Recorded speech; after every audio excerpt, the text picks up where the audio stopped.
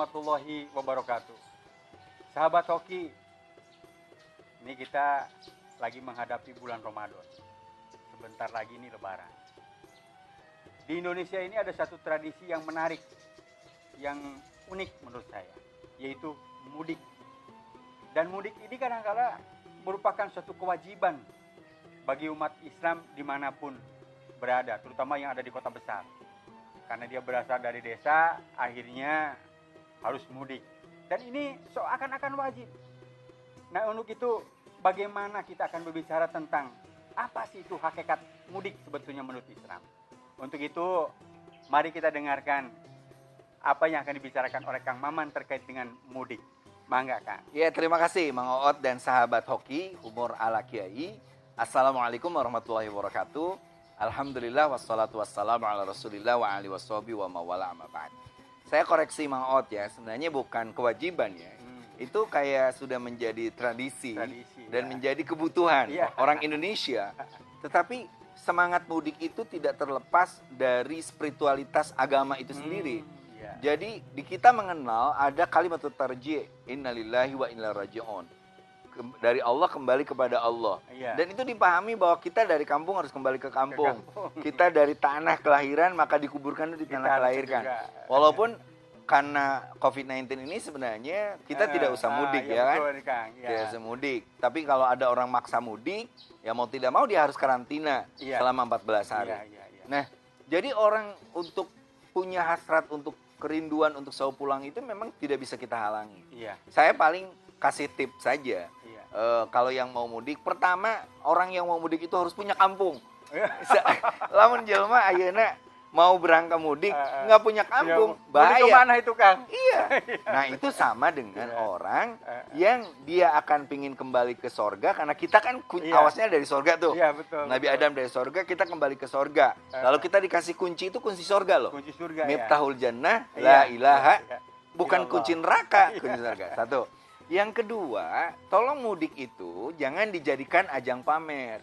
Jadi kita cukup bawa keluarga, istri dan anak, lalu nanti salaman. Jangan sekali-kali rumah, lemari, kulkas dibawa. Jelma ada mau nyawa. Ada yang ini juga, Kang. Apa itu? Karena mau pulang ke kampung nih, supaya dilihat orang kota, rambutnya di merah-merah itu, Kang. Itu nggak boleh. Jadi kita harus rendah hati karena kita kembali ke kampung. Nah, yang ketiga, ketika kita meninggalkan rumah itu harus safety. Harus dijaga. Betul. Kalau bisa pakai yang namanya apa? Tali polisi itu? Garis len. Polis len. Atau kalau nggak mau ya simpen aja di tulisan rumah ini dalam pengawasan bank. Jadi paling tidak si maling berpikir orang, waduh onan-onan gitu. Nah kayak gitu.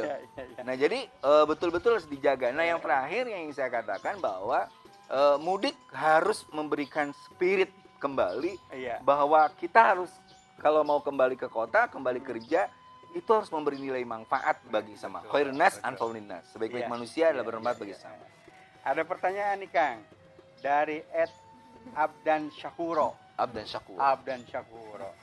Ini pertanyaannya, apakah di negara lain juga ada mudik?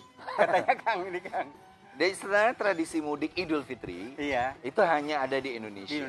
Tetapi pada tahun Cina misalnya, teman-teman di Cina itu dia mudik besar-besaran juga. Di beberapa tempat ada tradisi pulang kampung ketemu masyarakat sendiri. Jadi sebenarnya pada momen-momen tertentu orang memang selalu ada kerinduan kembali ke tanah kelahiran. Itu aja.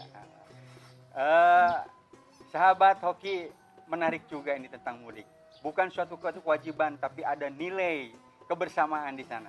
Untuk itu, Kang Maman akan memberikan ibroh. Mangga, Kang. Ya, sahabat hoki, salah satu yang membuat kita selalu rindu ke tempat kelahiran kita adalah bagaimana kita ingin memberikan manfaat kepada sesama. Itu yang terpenting.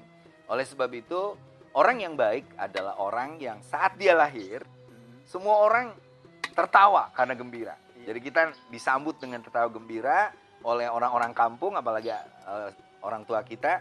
Nah berjuanglah supaya kita memberi manfaat kalau kita kembali ke kampung itu, supaya kalau kita meninggal nanti di kampung, Iya. maka orang lain menangis. Menangis. Ya. Sedih ada orang baik, orang jujur, dermawan meninggal. Iya. Jangan kebalikannya Pak Doto. Iya. Jangan kebalikannya. Pas lahiran ditangisi, Tangisi. ada tepugu indung bapaknya. Pas meninggal. Orang jelas di abapae. Pas Nah, pas meninggal orang tetap alhamdulillah biang koerok mampus. Mampus. Naudzubillah summa naudzubillah. Jadilah orang baik untuk nanti pulang dalam keadaan baik. Amin. Subhanakallahumma bihamdik asyhadu an la ilaha illa anta astaghfiruka wa atubu ilaik. Wallahul muwafiq ila aqwamit thoriq. Wassalamualaikum warahmatullahi wabarakatuh.